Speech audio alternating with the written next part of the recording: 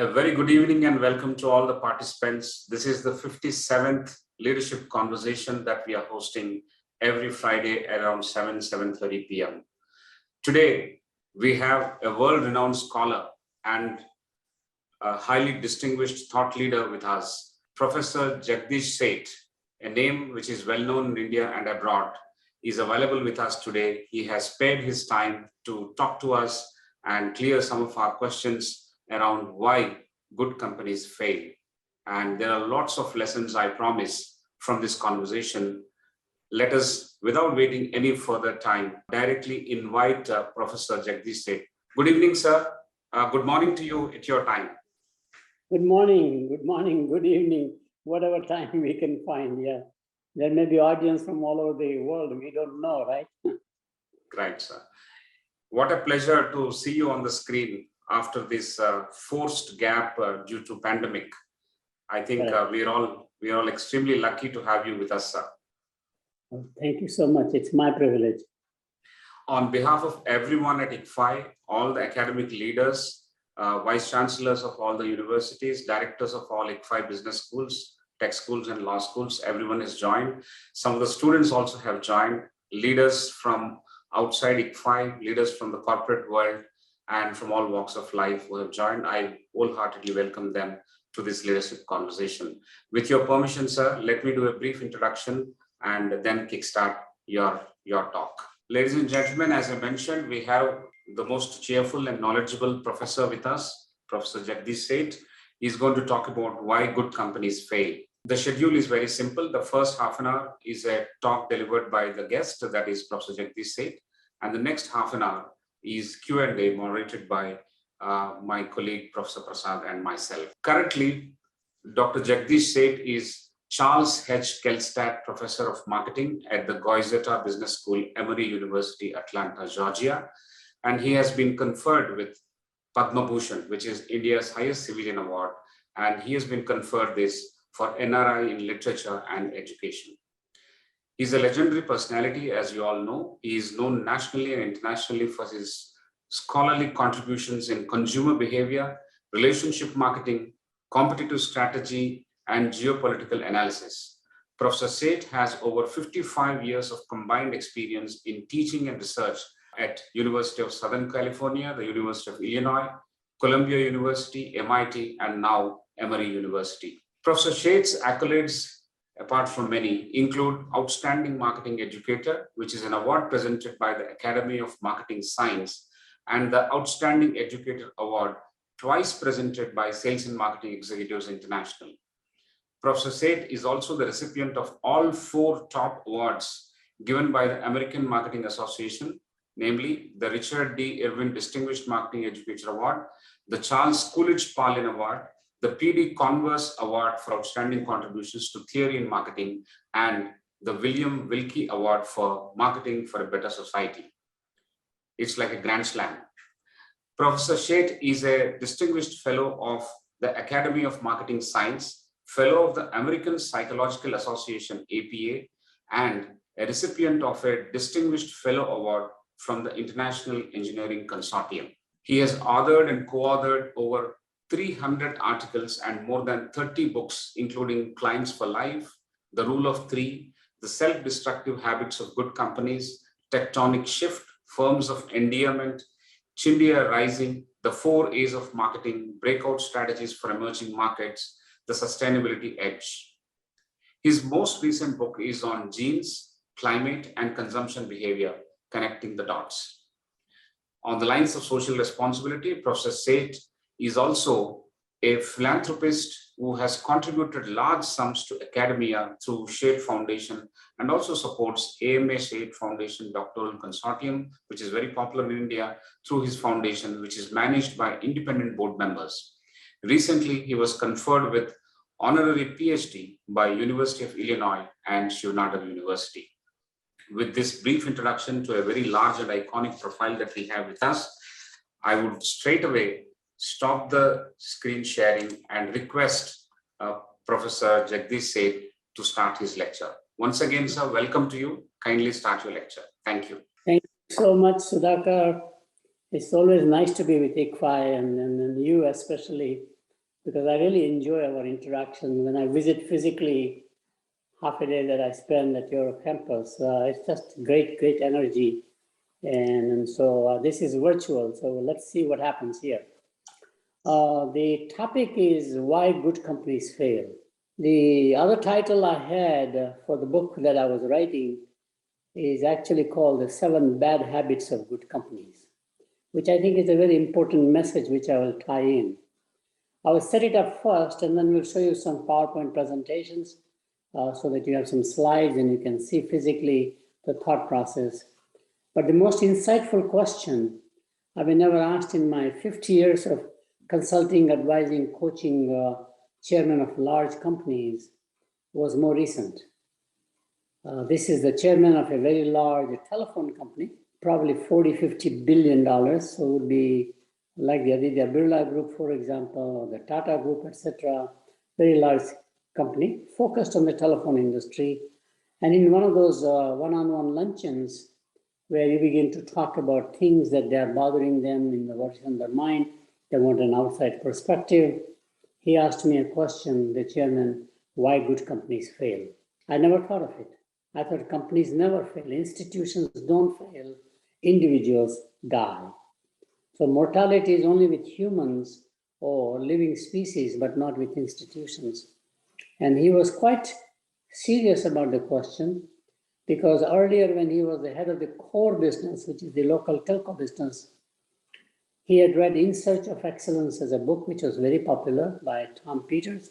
It was a McKinsey study. He had also read Built to Last, for example, Good to Great books by Jim Collins. And suddenly he realized after 7 years or 8 years, when he became the chairman of the total group, both regulated monopoly and non-regulated businesses like wireless, international, etc., that out of all these companies highly praised In Search of Excellence, the 4 companies he had identified to role model were all in serious troubles. That was IBM, and he had chosen IBM for the enterprise sales and marketing effort. Xerox actually for technology, and again, they were in trouble.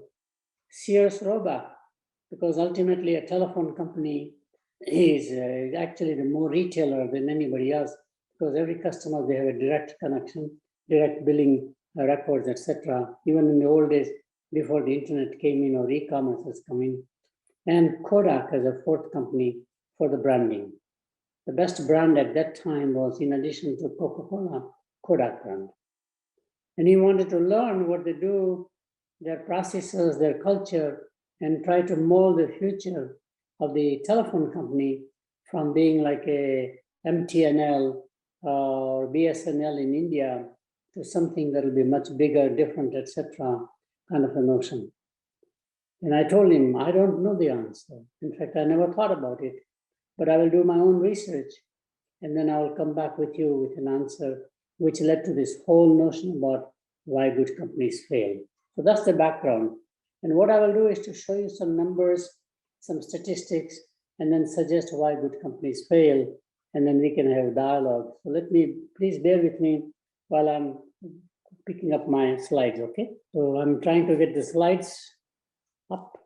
They're in my iCloud. I'm learning all this technology. I have no idea where these things go, but let's see how it happens. Can you see it okay? Yes, sir. It is fine. Great. So why good companies fail? And there's a book on the right side called The Self-Destructive Habits of Good Companies. As I mentioned, my title I wanted to have was The 7 Bad Habits of Good Companies, but the publisher was nervous because there was a very classic book called The 7 Good Habits of Effective People. He didn't want any litigation, etc. So we changed the title at the last minute. But fortunately, the book has done very well. It is already in 14 languages translated. And now we have published through Pearson, a local Indian edition also. So let's go through the presentation in a formal way. As I mentioned, this is the most insightful question I've been ever asked. Many good companies highly praised in search of excellence in the 80s were all in serious trouble in the 90s. And we are trying to figure out why. Many companies used as role models for corporate leadership in Good to Great, excellent book again, are also not doing well. despite level 5 leadership, which is what Jim Collins had talked about. Here are some very interesting statistics. 1/3 of the companies listed in 1970 Fortune 500, which is based on revenues, list had vanished by 1983. This is like 1 decade, slightly more than a decade. Think about that. 1/3 of the companies ranked by Fortune 500 are gone in 1 decade. The average lifespan of companies listed in Standard & Poor, which is another major industry research company, 500, they have an S&P 500, as you know, was 61 years in 1958. Today it is less than 18 years, which is the McKinsey study more recently. McKinsey also believes that 75% of the companies currently listed in S&P 500, which is a benchmark index for performance in the stock market, for example, will be disappeared by 2027. 75% of the companies listed today in S&P 500 will be gone by 2027, which is 5 years from now, 10 years maximum, even if you are more generous about the forecasting technique. They will be bought out, merged, or will go bankrupt, such as Enron, Dow Chemicals, which didn't go bankrupt but merged with DuPont to survive, Monsanto, which sold it itself to GD Searle, another company, and Kodak. It's mind-boggling. You can't even believe this can happen. And this pattern that we have and the data in my research, which is based on North America, mostly American companies, can be replicated on European enterprises, can be replicated on Indian companies the same way, or any other. Japan is a good Japanese companies. It's the same idea by and large. So I think I would like you to make sure that we understand that this is not specific to the US market, but it is generic across all companies. You see mega mergers taking place right now. Twitter is being bought out, or at least Elon Musk is trying to buy. You see another announcement where Dell company will be bought by I think both the semiconductor company. You see lots of consolidation taking place. Most of these are into multi-billion dollars today, what used to be multi-million-dollar acquisitions at one time. Mergers and acquisitions are taking significant presence now. And of course, private equity is very important in the process. And right now, with the stock market being in a volatile situation, at least in the US scenario, you see Berkshire Hathaway, Warren Buffett's sort of conglomerate, who is buying out so many, because there are great values out there. So this is very, very real around here. So is this an inevitable phenomenon? While it is predictable, it is not as inevitable as humans' birth, growth, death cycle. Good companies fail, underlying message I learned from research, good companies fail when they are either unable or unwilling to adapt when the ecosystem changes, the environment changes. General Electric is struggling. It's one of the best icon companies in the industrial age that America created. Huge conglomerate at one time, but it is today struggling to survive for the future. Sears Roebuck, again in retailing, there was no company like that except maybe Marks and Spencer in England, for example, and that they're gone. Digital was a world-class company founded by Ken Olsen, who was a top scientist from MIT, PhD from MIT. He bet on computers, especially supercomputers, competed with IBM very successfully. The only company that succeeded in competing successfully with IBM at that time in legacy systems or mainframe computers. And he just did not believe that PC can do the work of a computer. He thought PC was a toy. He refused to listen to anybody. He was unwilling to change, and actually he bet on supercomputers at a time when PC revolution was taking place. And what is happening to PC revolution in the 80s now is happening with the cell phone revolution, which is the same thing. A lot of disruption is happening by just they're making the change. And unable to change, the company I identified was IBM. IBM had become typically a legacy company driven by the processes and the cultures. The chairman of the company, internal person, Like John Akers was the last one of those internal leaders who was elevated to the chairman and the CEO level, made no difference in the company. People can come and go. The bureaucracy took over essentially. So it's unable to change. So it could be the unwilling to change or inability to change because the solid culture, orthodoxy has come in place, legacy systems are taking over. Many good companies fail to adapt because they have developed several bad habits as they have evolved from survival to success, which is my theory. The theory that I am finding out is that it's actually self-destructive habits of good companies on the way to success. And what are those 7 habits?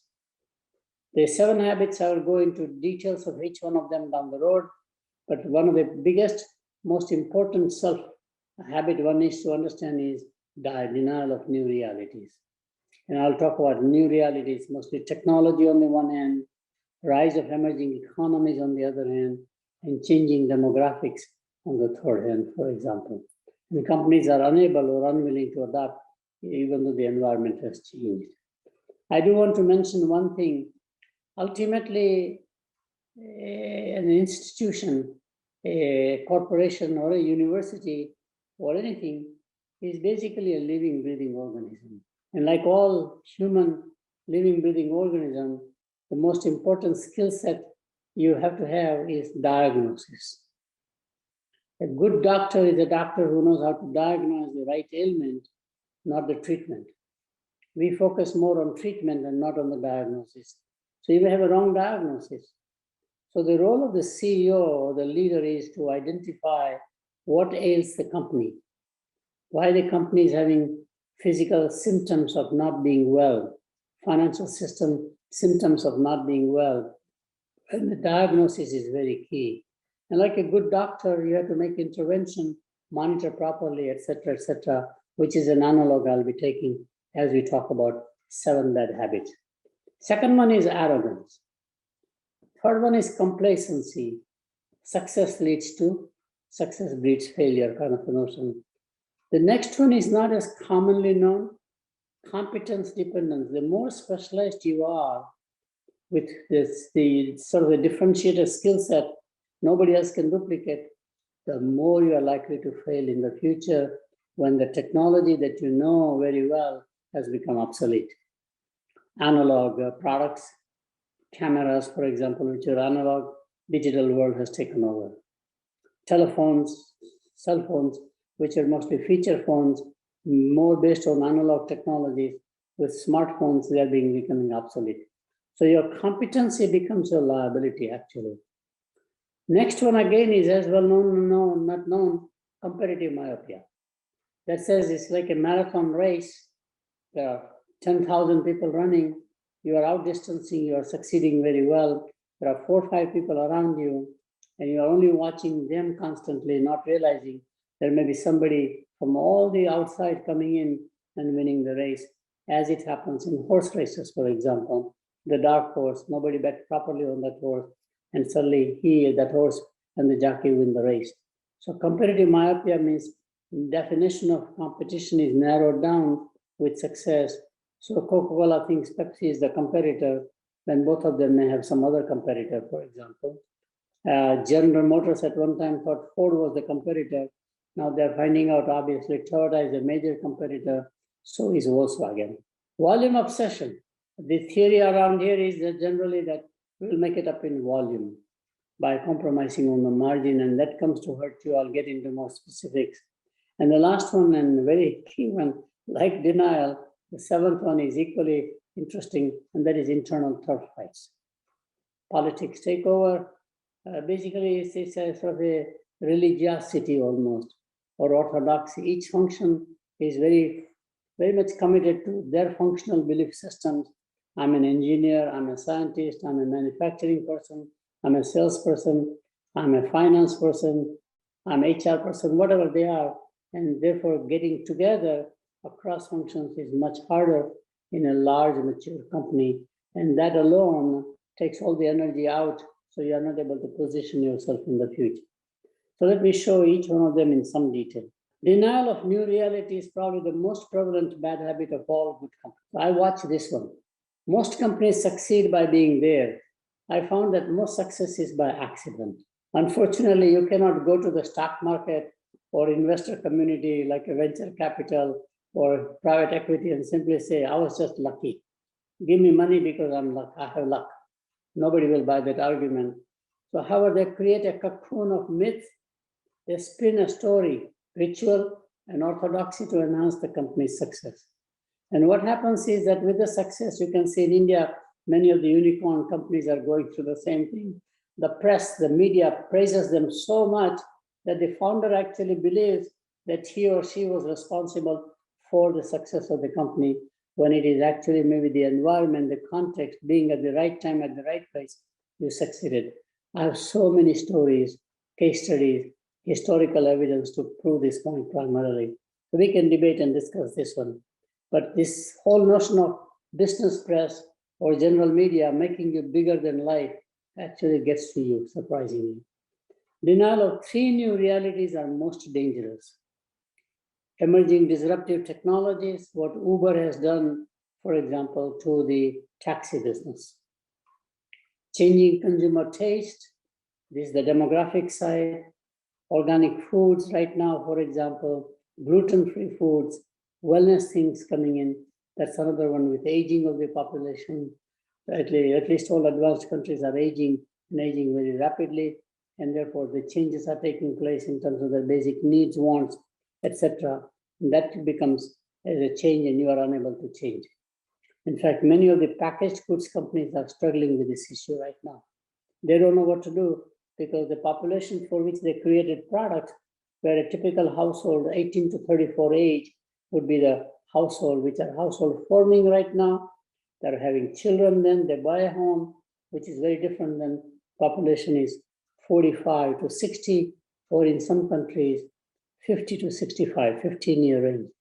And therefore, they are unable to change the recipes to come out with low salt, low sodium, more healthy foods, etc., etc.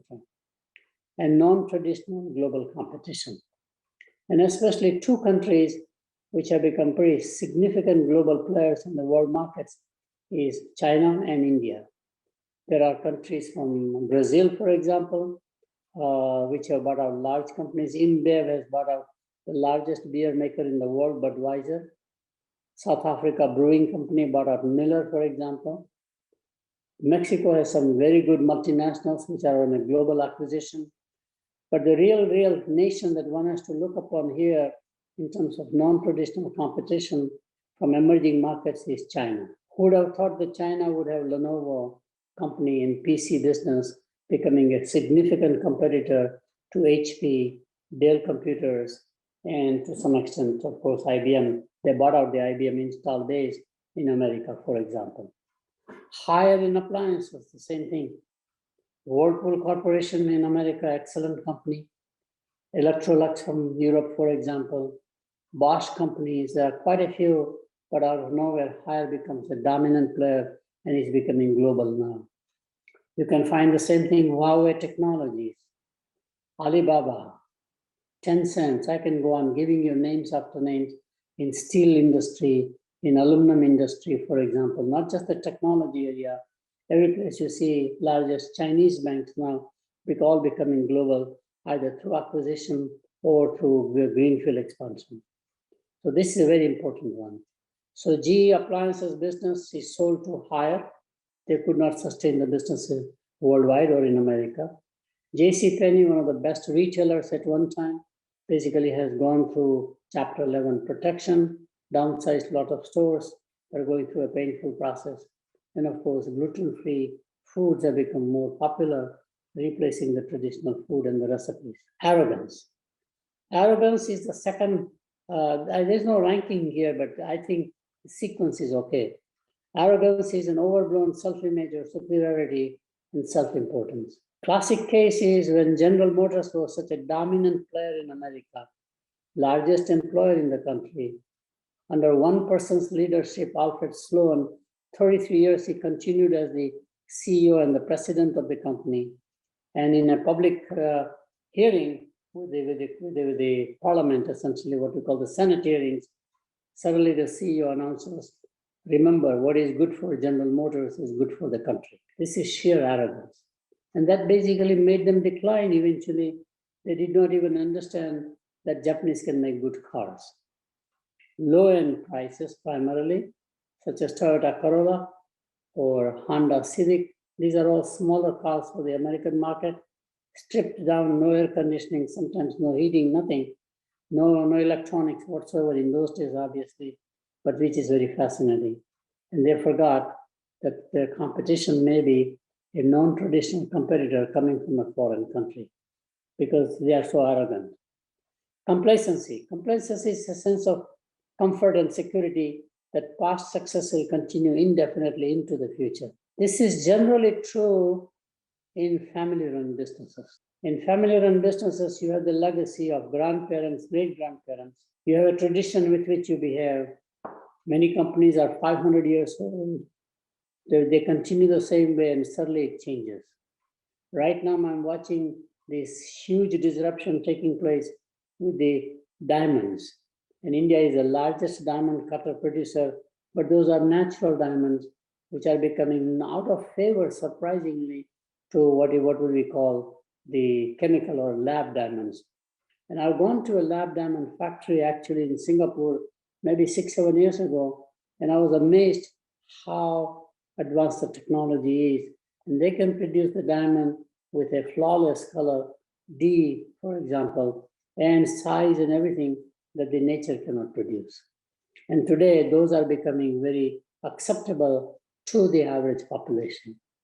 In fact, it is becoming acceptable to very wealthy individuals, also families.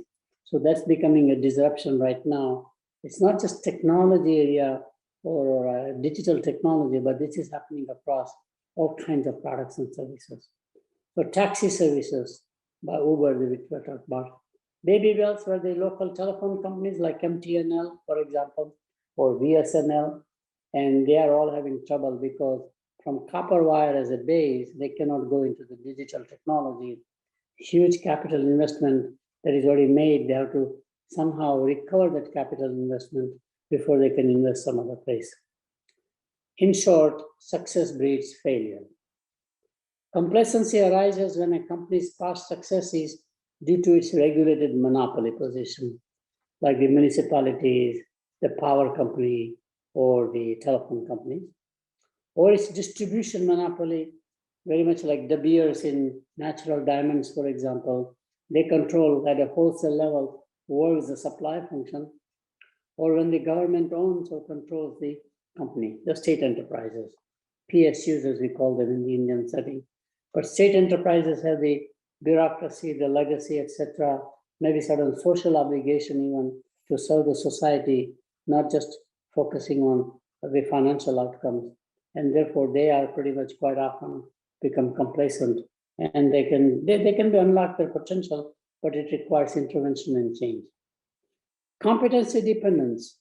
When the core competency or the DNA of the company becomes a liability, it results in competency dependence.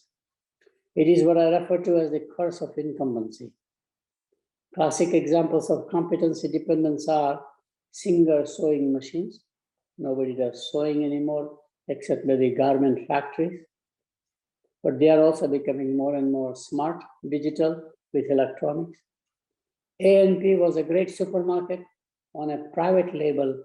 Everything had to be A&P. Suppliers made those private brands primarily.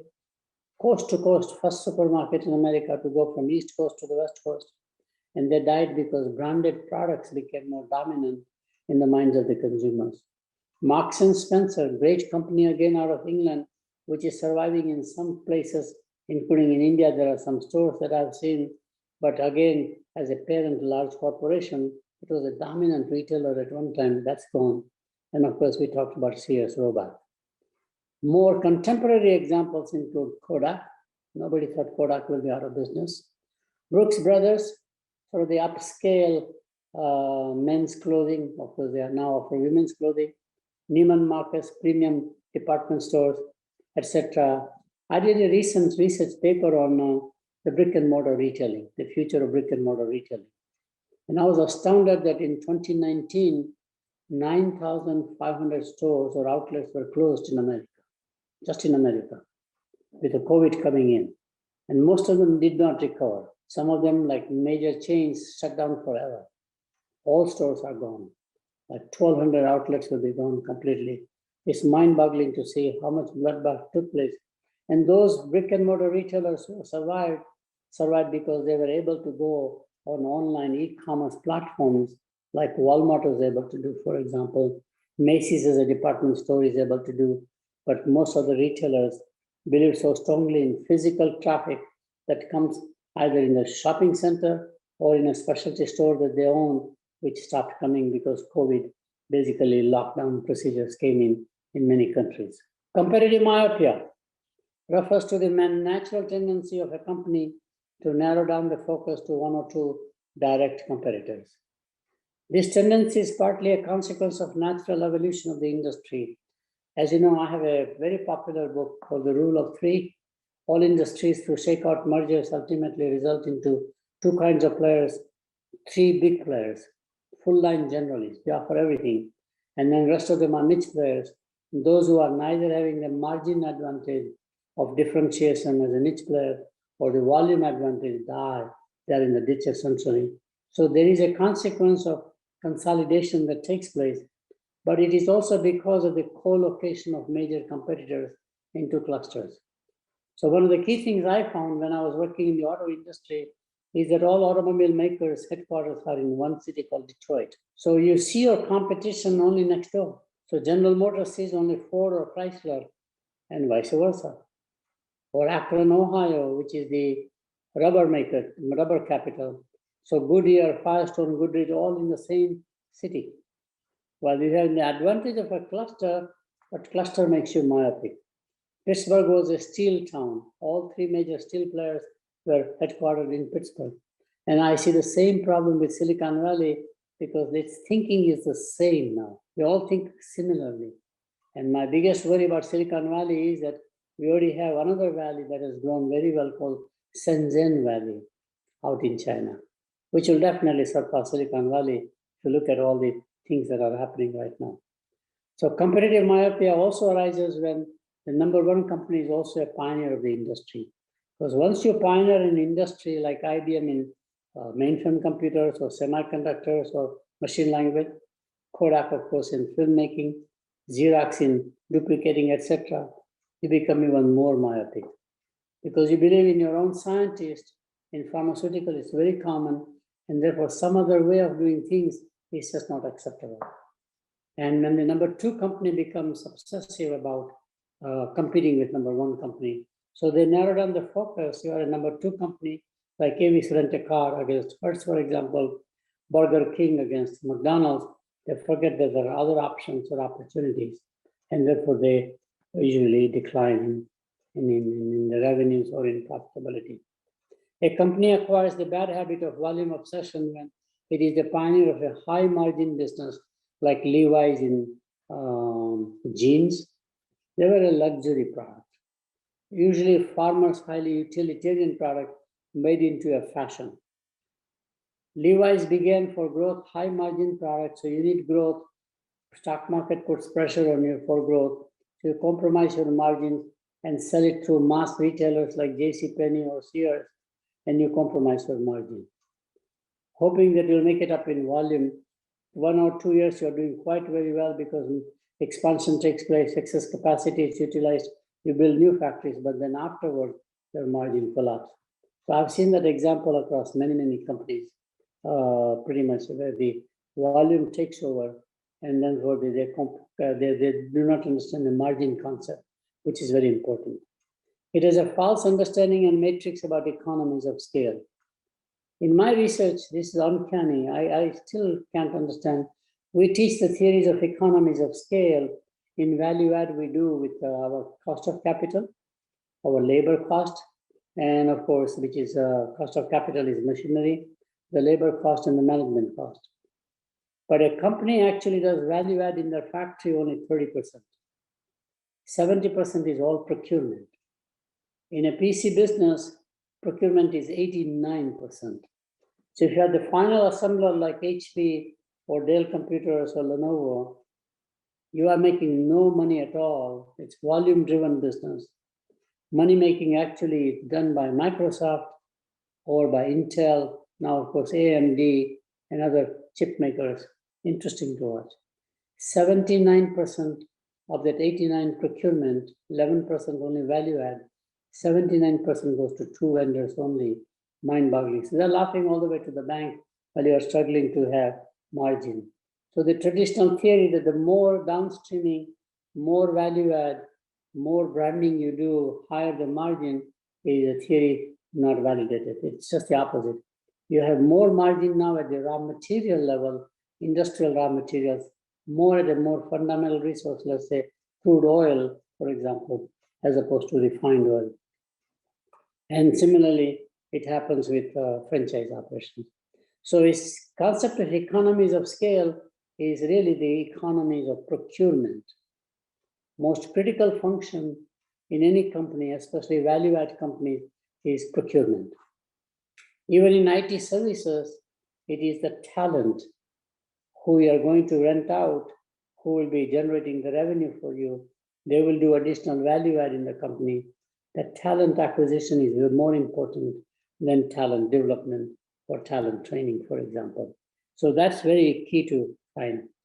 It accumulates future obligations. By the way, the larger you become, like General Motors or most of the airlines at one time, you have a huge future obligation because you sign a contract with the union for employee retirement plans and medical plans.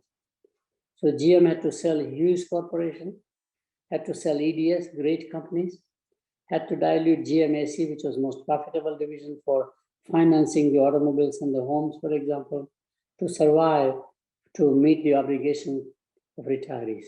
Because GM believed at one time that for one retiree, they will be hiring 8 or 9 new workers whose premiums for the membership in a union will survive them. It turns out to be opposite today. For 8 retirees, there's only 1 new human being you're hiring in the auto industry. It's all automated. Started with robots in the 80s, but today it is fully blown automation. Or Foxconn, if you go to Foxconn, contract manufacturer, they build Apple products, for example. It's absolutely incredible, huge factory, which looks like a warehouse, and there are very few human beings running the company or running the factory. That's very key. And I will not bore you about this one, but it's non-operating costs which are important. There are 3 elements: cost of capital, which in countries like India is pretty high, taxes, corporate taxes primarily, and dividends you have to pay. Those are all what is known as non-operating costs. And when they become excessive for whatever reason, and your margins are not able to deliver even the non-operating costs primarily. So this is a bad habit one more time. The last one is the most interesting one.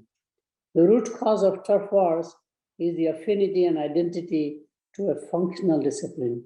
We are all very loyal to our functional disciplines.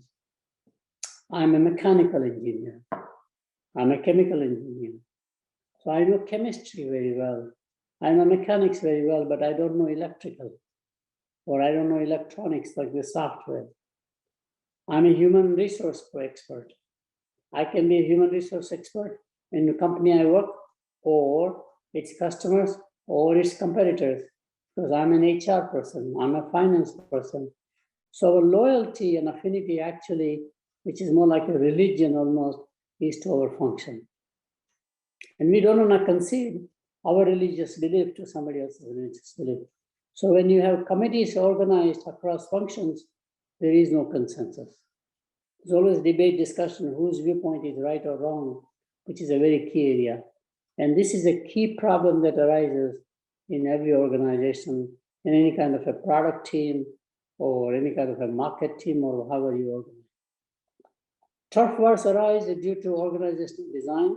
When you have product divisions, they, again, same problem that I talked about, or when you organize like a business unit, or when the company is dominated by a single functional culture. Motorola engineering, for example. IBM, engineering, science, whatever it turns out to be. Some places maybe sales as the dominant function. That's the culture of the company. So in CPG or FMCG, as we call it in India, branding and marketing will be the dominant function. Everything else is subordinate. When there is a poor post-merger integration, with large-scale mega mergers taking place, integrating the two cultures, the two processes is very difficult. In hospital groups, this is happening right now. Hospitality, hotel motel business, you see mega mergers. Now Marriott dominates by buying out several other, I think Sheraton they bought out, for example. Again, rule of three prevails. Marriott is there, Hilton is independent so far, and of course you have the Intercontinental Group, three large hospitality groups across levels of pricing, etc., from luxury to non-luxury, all that stuff takes place. That's very interesting to watch around here. So just to summarize back again, the 7 bad habits of good companies are denial, arrogance, complacency, competency dependence, competitive myopia, volume obsession, and internal turf wars. So what I will do is to just show you conclusion-wise. I'll make the last slide, which is more summary. In this presentation, I have discussed how each habit is acquired by good companies.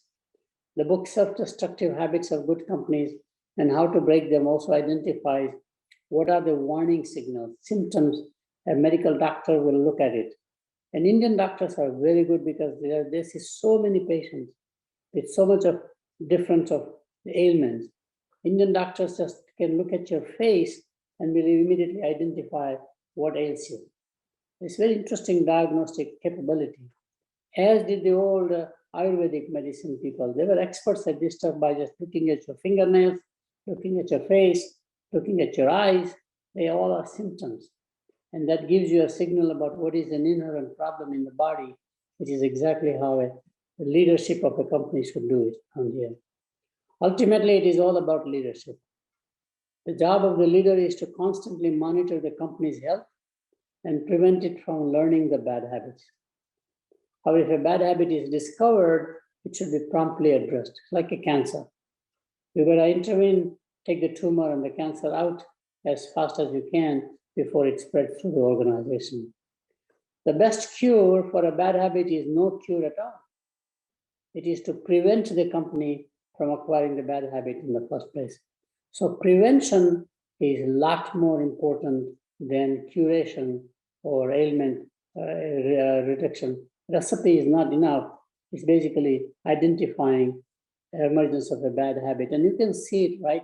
I've seen this advising companies over 50 years, how some managers become arrogant, for example. And whenever I hear from a company say, it doesn't fit me, I immediately realize there's a denial there. I remember denial by automobile companies in Detroit all the time. They just couldn't believe that Japanese could make cars. And now China is emerging as the major car market and a major car manufacturer, and especially electric car future will be decided by the Chinese market and the Chinese competitors, not by the American or the European competitors. So I will stop here, Sudhakar, and pick up any questions. Thank you very much. Thank you, sir. Thank you, sir. It's been a great talk, wonderful lecture. It is so extensive on one hand, and on the other, it is so deep. I think you have explained and detailed each of these factors, the 7 bad habits that people acquire, the organizations that acquire on their path to self-destruction. I think they are very well explained. Thank you so much, sir. I'm sure this is a very big topic and it will consume any amount of time. No time is sufficient for us. But however, we will make good whatever is available to us right now. We'll quickly jump into the questions and answers session. I'll request Professor R. Prasad to join and start the first cluster right away. Professor Prasad, welcome and thank you. Thank you, Professor Rao. Sir, indeed a very illuminating session, and I think we see this happening right in front of our eyes, and we are able to connect very well to the habits that you have illustrated. So the first question is a bit more personal. You have had a very illustrious career, and a lot of people look up to you in this fraternity of the audience. We have a lot of academicians as well. So what motivates you, sir? What keeps you going? What motivates you? I think probably two things. One, obsession to learn new things. I became more like a deep generalist. As soon as I learn a given area or a domain of business or social science, I move on to the next one. So that keeps me constantly energized. So the best way to keep you motivated is to be a lifelong learner or a lifelong student. And there's a very interesting Oriental saying, when the student is ready, the teacher will show up. I love that saying, which means you can learn from anything or anybody. It does not have to be a guru or a professor. It does not have to be just peers. Your subordinates can teach you quite a lot, and nature can teach you quite a lot. The mountain can teach you enormously, so do the trees. So I think that obsession to learn keeps me going even at this age. I think this year I'm 84 years old, but I feel still very young. And I often jokingly say that today's 80s is the new 60s, and today's 60s is the new 40s. And today's 40s is all midlife crisis. They don't know what to do. Millennials are all struggling with that issue. You know, people like us really are enjoying and looking forward. I think that's clearly one. The second one is having this notion of optimism. The world actually is benevolent. There are people out there who are going to help you. God will bless you, kind of a notion. So you look forward to waking up next day. If you think the world is harsh to you, the world is going to destroy you, then you have no tendency to engage yourself. So having this positive outlook about the future keeps me going. I think those are the two that I've identified in terms of my self-analysis. Okay. Thank you, sir. I think the obsession to learn is something that all of us in academia would like to keep with us and always be one of the best students around and be willing to learn from anything and everything which comes your way. And I think that's a very remarkable approach, sir. So the next question is about the definition. How do we understand a good company? Are there any configurations, parameters? The main punchline from this research was that one has to, as a good company, first thing you have to put as a process, culture, is to scan the environment in which you coexist. Or today's buzzword is the ecosystem. You are not in isolation, but you are a part of an ecosystem. Nature tells us this ecosystem interdependence quite a lot, and you have to constantly monitor changes in those external environmental issues. And I've identified 6 of those. Technology is one, clearly. Demographics is the other one. Surprisingly, capital markets is the third one, I find. Globalization is the fourth one. Competition is the fifth one. So it just goes on, and I try to map about where those trends are changing for the future. The most common trend among advanced countries is aging of the population. Japan has no point of return. In fact, in Japan, tomorrow there will be fewer men than today. There's nothing they can do. What they did 50, 60 years ago as their immigration policy is coming to hurt them. The lowest birth rate I find fascinating is in Spain and in Italy, which are Catholic countries. That makes no sense. 1.4 or 1.3 children per woman. So what happens to the whole society? Just that one demographic alone tells you fundamental needs will shift, because when I grow older, I worry more about my health preservation and my wealth preservation. So all advanced countries like America, those two industries have to grow faster than the GDP. And our healthcare has been growing about 2 or 3 times the GDP actually. It already crossed almost $4 trillion or $5 trillion economy, bigger than the Indian economy. And we spend more money on healthcare than we spend on military, education, or anything else. So you know who pays for that now, right? I mean, one can do more macro sociologically policy issues, Or one can say, all right, how do I now, as an investor, where do I invest, for example? Or even as a company caught into this aging population, how do I revise my formula for edible products, for example, right? It just goes on. It can make that implication. So I like that kind of an approach, looking into the future and then saying, all right, if that's where the world is going to be, what can the company do now to position itself for the future? Some companies are pretty, surprisingly, a company that I admire quite a lot, which is interesting, is Monsanto. Monsanto began as textile chemical company, chemicals for textiles. When the textile business was outsourced from America, they decided that's not going to be good enough anymore. So they came out with industrial chemicals, Monsanto Industrial Chemicals. They became dominant in that. When industrialization or manufacturing went away, then they decided to go into agricultural chemicals. Actually, there are 3 brand names. Lasso was for rice. Lasso was for wheat. Avadax was for rice, paddies. And the third one is Roundup, which has been most successful. These 3 products carried all the profitability of the company across 150, 200 product categories. And they already knew agricultural chemicals will become commoditized, so they began to go into genetic research. How do you make cow produce more milk, which has become controversial, or genetically modified seeds, for example. But they pioneered the technology, thinking about where the future will be. But to me, that's very important. As a nation, the only country that I know does a great job about repositioning for the future is Singapore. Every 20 years, new vision.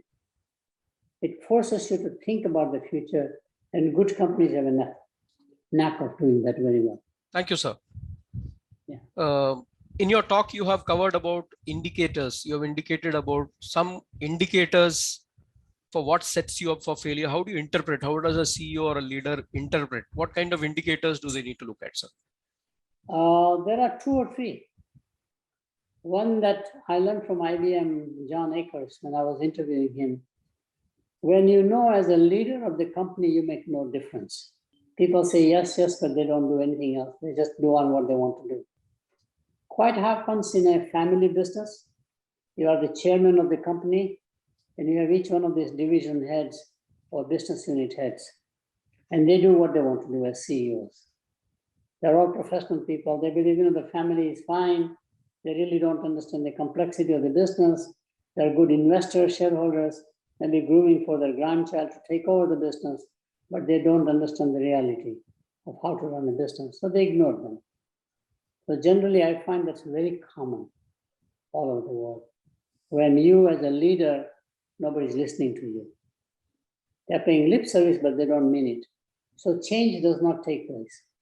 Same IBM example, they had people always brought from within the company as the chairman of the company or the CEO. And after this huge problem, they brought an outsider, Lou Gerstner, who had no background in technology. And of course, he's run by IBM fellows who are really Nobel Prize winners. Armonk is like the Mecca, or the religious place for science and technology. And they really dominate the culture. Now here comes a person with no technology background from packaged goods industry. He clearly sees the issue, and he's able to now bring everybody on board in a systematic way by having an external focus on the customer. Injecting the customer in every dialogue brought about a change. And then Sam Palmisano, who succeeded him, Lou Gerstner came for a short time and went out and became private equity holder primarily, which is very interesting to watch. So it is possible to change, but it requires that. So that's clearly one. Second one, I find it's very important to rotate people from one functional silo to another functional silo. People get used to being an HR person all their life. They retire out as HR. So they all know about HR. They are part of the, the national HRD, organization. HR meets HR people only. So they become very myopic. It's very important to make an HR person head of finance. Companies will not do it. They're so nervous about that. Or a CF, finance guy, make him in charge of manufacturing. Now we try to rotate in large multinationals. So you make sure that Indian market, if you have, don't make an Indian person as the head of the country. because he or she will see the world from the Indian perspective. He or she grew up that way, knows all of the politicians accordingly, knows there's some friendships, etc. Put a Korean in charge of India. Totally uneasy. If he survives, you know he has a talent to survive. Put an Indian in charge of Brazil, where the language is different, culture is different. This is one of the reasons why Indian leaders are rising worldwide, because they have gone through, starting with a multinational from India, they go to Thailand, they go to the Middle East, they go to Africa. I mean, they have gone so many experiences, like a diplomat will be. So they are much more rounded global leaders, which is why if you look at Microsoft leader or Google leaders, these people have all done multi country experiences. Or at one time, what Unilever hired people and rotated them all over the world essentially before they rose into the organization. I think that's the second major way we try to bring about a change in the culture to be constantly in the future, pretty much so. The third one really is to go through a formal exercise and put down, and 3M company did that. Jacobson was the CEO when I met him.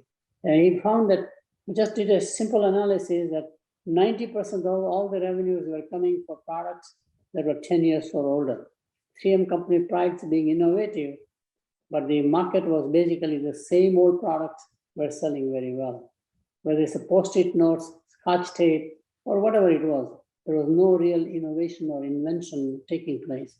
No new markets they had experienced. So he put a mandate that so much of revenue has to come from newer markets or newer products, and that brought about a significant change.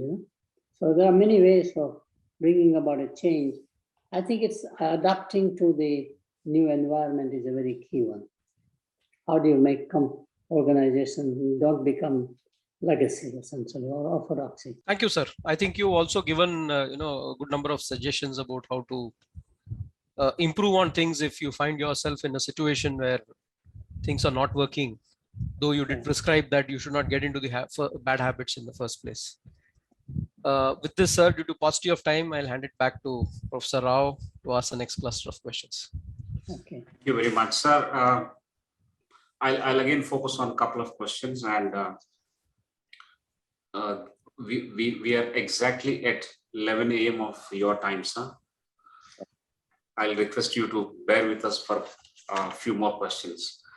Why did Tata Nano strategy go wrong? What was wrong with the decision-making process behind this concept, according to you, sir? I think ultimately, fundamentally, it was positioning the product. It's not the plant being built in West Bengal, which eventually had a problem, bringing to Gujarat, supply chain, etc. But the concept was to upgrade the family which was riding on a motorcycle into an automobile, which is safer, better, shelter from rain and everything, as opposed to positioning as a lower priced, good quality automobile. Very much like if I'm a farm ballpoint pen, like a Bic, do I position as an inferior fountain pen, or do I position myself as a superior pencil? The fountain pen price, quality, etc., all the way to pencil, which is a more volume, right? I think they got caught into a positioning problem. They didn't realize that people want to buy a car, but if you label as a cheap car, people will avoid it. Nobody wants to buy a cheap car, you see? Just like Chinese products, we used to laugh at them. In my generation in the 50s, used to laugh at Japanese guys, They made all poor quality, cheap products. Whereas people want to buy something that is durable, they can keep it. And it's a very conspicuous product. In other words, brand name shows who you are. It reflects who you are. So given that nature, again, everything, design is great. There was a need for that one. In fact, I will tell you, I worked on a car like that at General Motors Tech Center. We used to go Super V, very small vehicle, under $1,000 at that time. That was the goal. And ultimately, the engineers and scientists design what looks like what is called a bobcat, which means you're like a motorcycle. Somebody sits behind you, and then there's like a golf course, golf carts kind of stuff. And we could do it, which was unheard of at that time. But ultimately we had to abandon because people had problems about driving such a small vehicle in a super highway with trucks, the lorries, huge lorries. We have all kinds of research done, and we had to abandon the project eventually, pretty much. So I think Nano was a similar experiment. And I'll add one more thing that I think probably they might have understood, but there was a very major incumbent manufacturer in India that they never recognized, which is Maruti. And Maruti can easily has a distribution system, post-sale service system in place, and they could easily come out and take that market away from them, by coming out with even a lower priced than their price point. And they could pump that very hard, very quickly, manufacturing capacity wise. So they would have outdistanced even long term, even if Nano had succeeded. We think Maruti was the real competitor. They thought the competitors maybe Ford, maybe, Hyundai, maybe, other companies.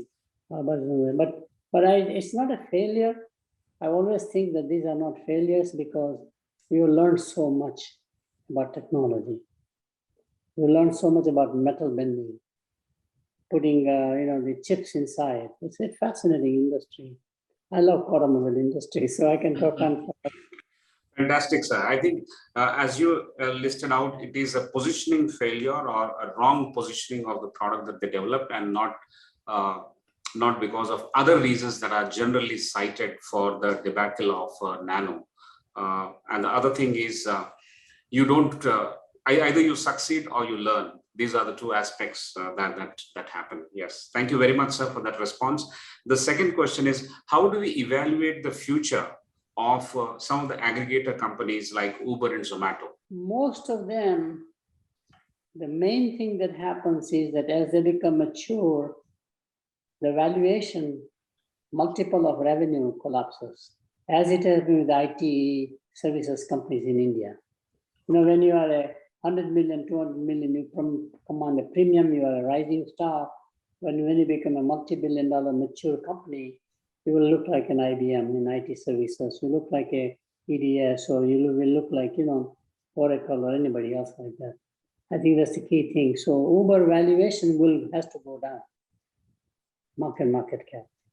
If your valuation goes down, then the question is, how much is your borrowing power? Because your equity is your asset that you are going to leverage by borrowing money, right? Equity to debt ratio. So if the market collapses valuation-wise much quickly, your debt ratio goes very high, and therefore suddenly you have to pay a higher cost of capital, and you get caught into the cash flow problem now. So it becomes a vicious cycle. That's not uncommon for companies of size of Uber or Zomato. So you basically, and in fact, in many companies in India is a little more unique situation, as my research and analysis and meeting shows you. We love to leverage too much. Debt to equity ratio should be 1:1 maximum. We like to do 1:4. So any change in equity, suddenly you collapse, like Topper Group. You know what happened to Topper Group? Just too much leverage. And you leverage that, so you put little money down, you want to buy out companies, and then you find that you are in trouble financially pretty much when the stock market doesn't grow as much. Well, that's a suggestion to some of these companies. As they mature, they'll get into that vicious cycle of losing their potential to borrow money, and the cost of finance will go up, and then the ratios will be badly affected. Thank you, sir. And I'm quickly moving on, actually, without trying to summarize, because it's very, very lucid in the way you have explained. The third question is, what are the reasons, according to you, for the demise of many well-known family groups which were once prominent and thriving, in India at least? Yes. I talked about the 7th bad habit of internal turf fights. These turf fights are between siblings, brothers, sisters, very common in India. So the grandfather starts the company, let's say GD Birla, doesn't make any difference. You have 3 sons, 4 sons, what do? if the founder is very smart and decides to diversify and each sibling takes different businesses, they continue to survive. But usually it is all internal family matters which comes to roost 2 generations later quite often. There's a very interesting document by Murugappa Group in Chennai. They were very, very wise. They came to America to learn from Northwestern University as a professor about a family code of conduct, because family and business are so commingled. So what's the role of an incoming daughter-in-law? What should she do? She will take the advocacy position for her husband and make reattention. There is a whole written document about the behavior code of conduct by each member of the family. It's a very interesting document. And I think family members need to learn that they have to have a code of conduct. Or you divide the business and break up the company into separate businesses, like the Piramal Group has done, for example, the luggage business with one brother, some other business with Ajay Piramal with another business, etc. If the business is the same, then you have internal fights between siblings. Each one has, of course, their own people who protect them, advocate them, whether those are accountants, lawyers, friends, etc. And you begin to have that whole tough issues, pretty much. Fantastic. Sir, each of these things is tempting me to ask a few more questions on the same topic, but I'll move on for want of time. And do you think, sir, the next question is, according to you, will Jet Airways weather the next storm, the imminent storm in this time? Jet Airways, if you look at the history of Indian airlines, it begins with East-West Airways way back when. I have a book on deregulation and competition in the airline industry. I wrote it about more than a decade ago. It's a Sage publication out of India. And we analyzed all of the companies in the airline industry and what India can learn as a new airline industry starting out, and the policy-wise what the government can do.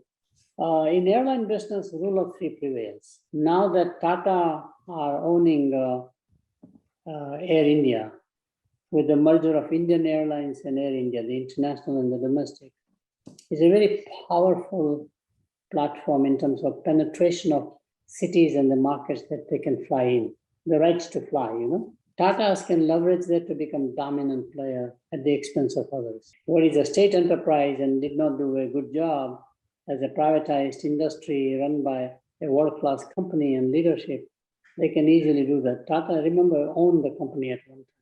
Yes. Air India was a profitable business. I did research in 1970 when they bought the jumbo jet 747. And how do you grow the traffic or fill the whole plane essentially? And so, Tata's can really do it in terms of culture. They're good at hospitality. They know how to handle the business. So to me, that, and behind Tata's, of course, you have this backing of Singapore Airlines. Thank you. So I think it's going to have more shakeout mergers. We don't know about the Indigo, for example, or Go Airlines, etc. What can happen in the process? But Jet Airways will go the same way as one previous airline, Malware, the Kingfisher. Remember, Kingfisher Airlines was fascinating. Across all of them, there's one common denomination. I'm sorry to belabor the point myself. These guys are all entrepreneurs. They want to leverage the capital, and they get caught into the process. Fantastic. Thank you, sir. Thank you very much. There is enthusiastic response while the conversation is going on from the participants. And I see several messages in the chat box. I'm reading all that, but I won't be able to incorporate that for want of time. They're not actually questions, but reaffirming some of their own beliefs and learnings along the lines of what you are delivering today, sir, as part of this talk. The next question is, what, according to you, is the suggestion and the hope that exists for new entrepreneurs of all ages, all age groups in the garment business? There's a specific question from a participant who would like to understand this. What is the hope for garment business for new entrepreneurs? Garment business, one has to look at the current global suppliers. The biggest opportunity for India is, as most other countries who import garments would like to diversify from China, not Bangladesh, but from China. Chinese are one of the largest garment producers in the world at one time.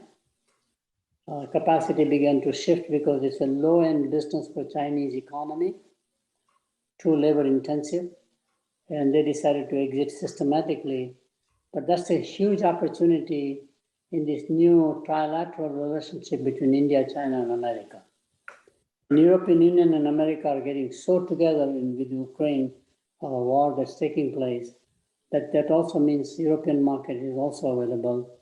We have the Quad going on the other side, which is Japan, South Korea. Japanese will always import garments. They won't make it anymore. They can make raw materials. That's clearly one element. Sourcing opportunity in a global context. And especially when large manufacturers who contract manufacture would like to diversify, taking that advantage, clearly one. Second one in the garment business is there's a huge opportunity for India as an entrepreneur to start your own brand name on a garment and go direct to the consumer market using online platforms.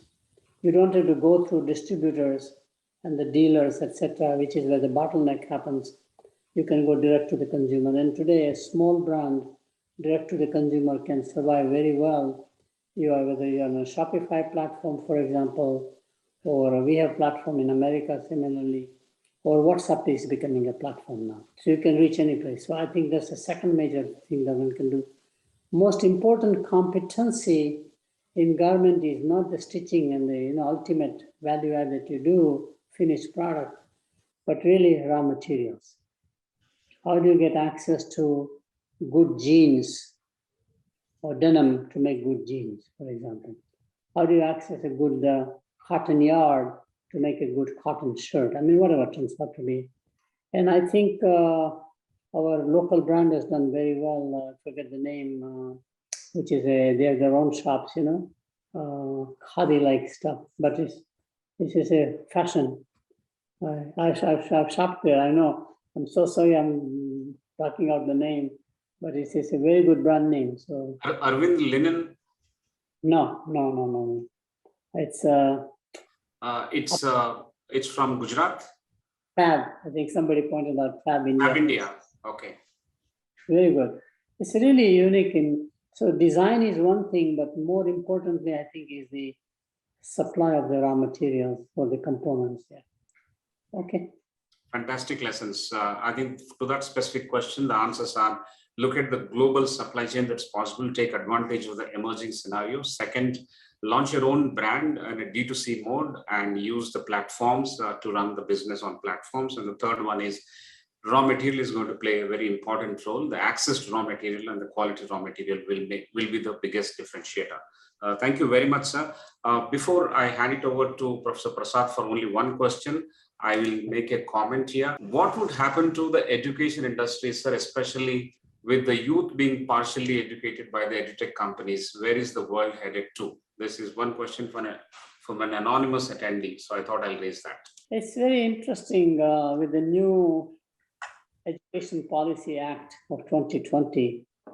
I think that will be a very change-making policy, allowing the transfer of credits by the students they can carry from one institution to the other, for example, allowing the digital.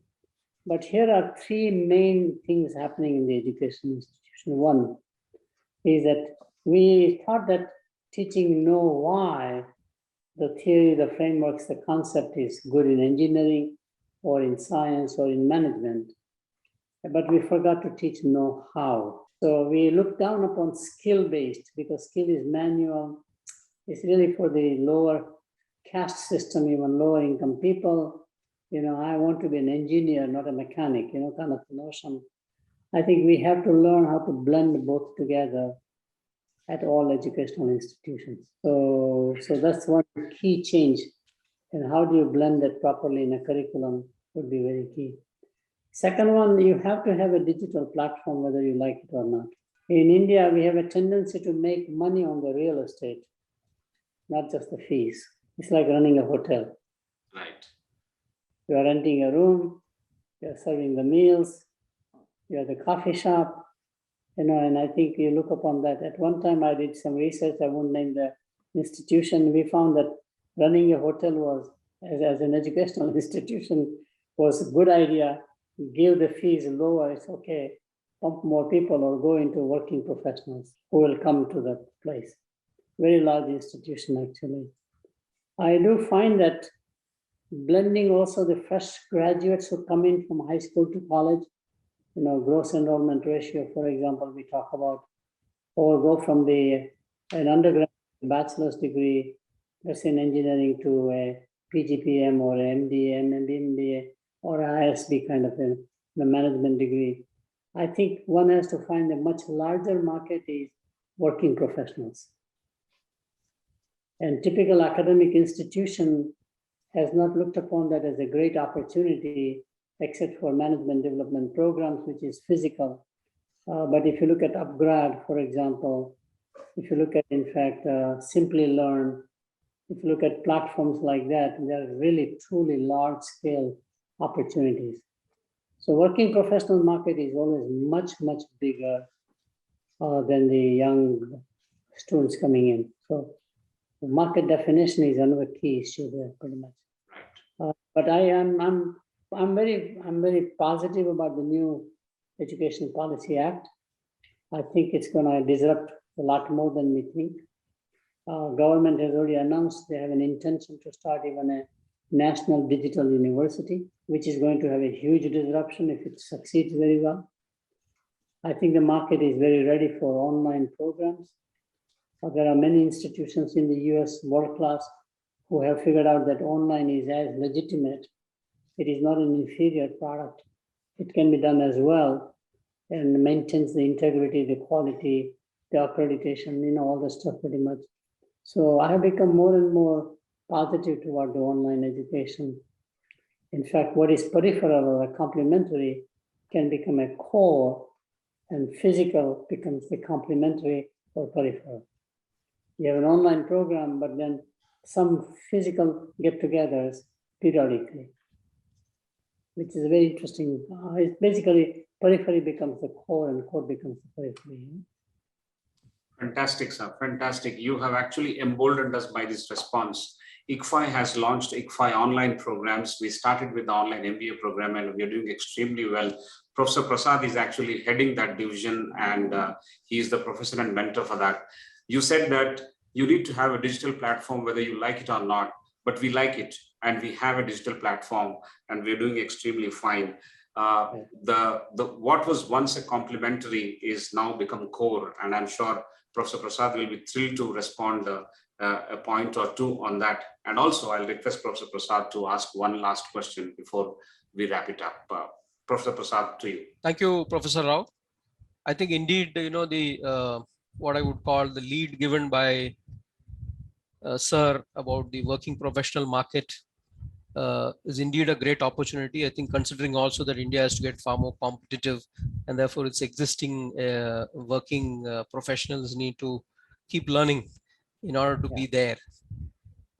So the question that I wanted to ask is, with so much of entrepreneurship emerging from India, what kind of opportunities do you think India needs to focus on, its entrepreneurs need to focus on? Which are the areas and opportunities that you would prioritize? There are 3 or 4 key areas in very large buckets, and there's a common denomination.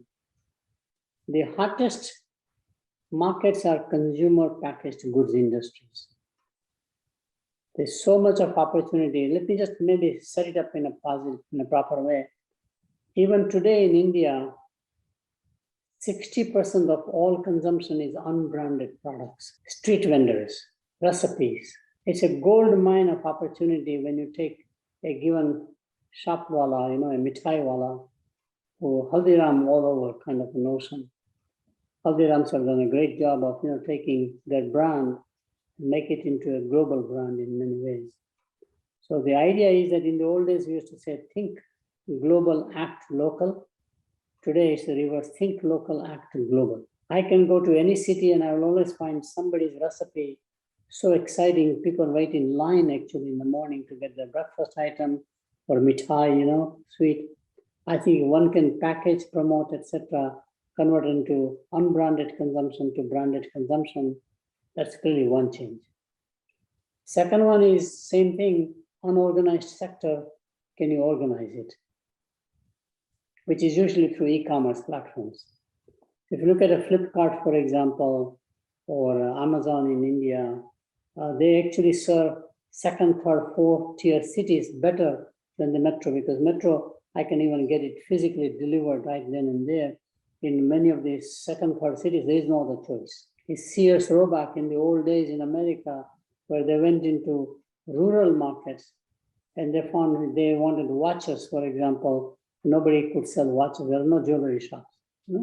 It's very interesting. That's, to me, the whole consumer sector is about to change permanently. Branded rice, branded wheat, branded atta. Young people want all branded products. That's clearly one big market. Second big market is just the opposite, which is defense. And as Indian government privatizes the defense industry and allows private sector to engage in the, I think that's a major, major thing, because India is and will become a dominant defense weapons buyer in the world. The latest data shows you that Russia or Soviet Union, last year we bought $23 billion of Israel. We are the largest customer of Israel. We bought about $5 billion from the US, and that volume will go up more and more with the new alignment. So defense is a huge, huge opportunity. Not the ultimate defense, but all the component making. There's a huge, but 4 or 5 deep supply chain. And you can be one of those little cogs as an entrepreneur in this big opportunity. Third one is infrastructure, clearly. And you can be a good entrepreneur, start there. I think that's one more area.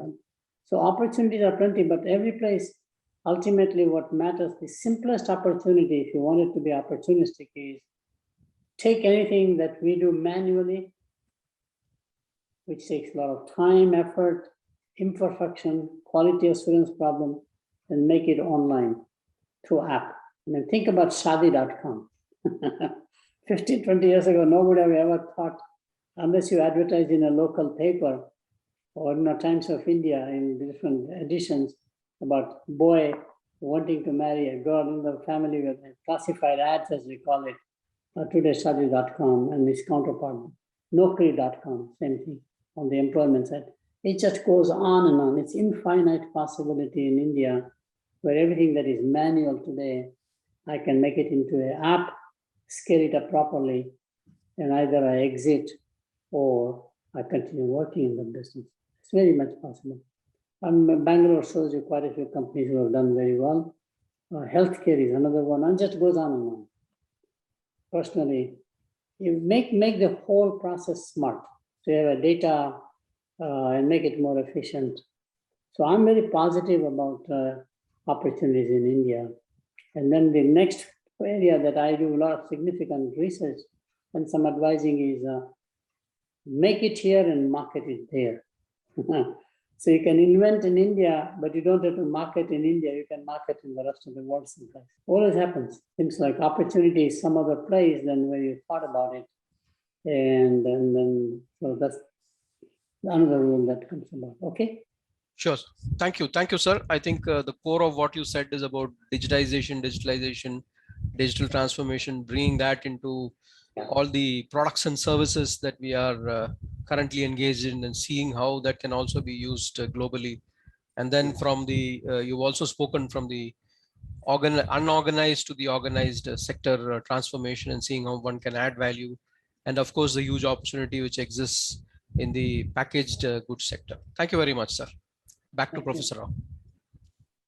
Thank you, sir. We have completed 90 minutes of this conversation. Thank you very much for this wonderful session. I'm going to wrap it up now, just a few bullet points, and then we will close the session with your permission, sir. Allow me to summarize. It is very difficult to summarize what Professor Jagdish Sheth says, because it is already quite lucid and very clear, in depth, and quite powerful in the way that you have presented and explained to us. So thank you so much. I think we started with understanding why some of the large successful companies, once the exemplars of business excellence, are found to decline and face disaster. Understanding why powerful companies fail and how to avoid such failure is one of the holy grails of business and management research. Perhaps this is one of the most common business phenomena, but is also one of the most perplexing. When successful companies face big challenges in their environment, they often fail to respond effectively, unable to defend themselves against either competitors armed with new products or with new technologies or strategies. They watch their sales and profits erode. Some of the best people leave and their stock valuations tumble. Sir, you have identified the 7 habits which are self-destructive to these companies. And you mentioned that one needs to actually prevent. Prevention is better than curing these habits in order to not to fall into the trap of destruction or failure. And these are very eloquently explained by you. Thank you so much for that. But the root cause, or it begins with the leader and ends with the leadership. I think that's where companies will have to focus on. We need to have right leaders at the top who constantly diagnose like a medical doctor and keep on monitoring the health so that we don't fall into that trap of failure. It's all about leadership, and we need to continuously monitor the health of the organization and prevent it from learning such bad habits. And that's a wonderful statement that you have made. The other thing that we have enjoyed listening to you is, and one of them is your own traits of being a continuous learner. I think it is applicable to all of us in a way that, continuously look for something new that comes your way and keep learning. That is going to give self-motivation in the way that it has been experienced by yourself greatly. The second thing which you have explained is about making sure that you are positive about the future, being very optimistic. I think this is a fantastic combination of keeping oneself highly motivated and believing in future. And only once we believe in future, we can start working on all the other solutions that one comes by and suggested by yourself in terms of for entrepreneurs, there is a solution. For education industry separately, there's a solution. Your outlook on automobiles, airline service industry, your suggestions for the garment industry were extremely useful. And more importantly, those 4 important elements that one can focus on. That is the consumer packaged goods industry. The second one is on the defense, which when privatized will have huge number of opportunities, infrastructure and e-com. I think this has been more defining in the sense that if 300-400 people have come to learn from this session, I'm sure they are now going back armed with so much of learning and so many takeaways. I have only highlighted a few bullet points here and there, but there's much more that we have gained from this entire session. So thank you so much for your time, expertise, and for agreeing to actually spend this kind of valuable time with us, sir. Thank you so much. Thank you, Sudhakar. Thank you, Prasad. Nice to meet you and nice to be part of this session. I need to quit. I have another one. I have to get on Zoom pretty soon, time-wise. So again, thank you for bye-bye. Thank you, sir. Thank you very much. So ladies and gentlemen, from everyone here at ICFAI, we thank you for joining this time again. This is the 57th Leadership Conversation with the iconic Professor Jagdish Sheth.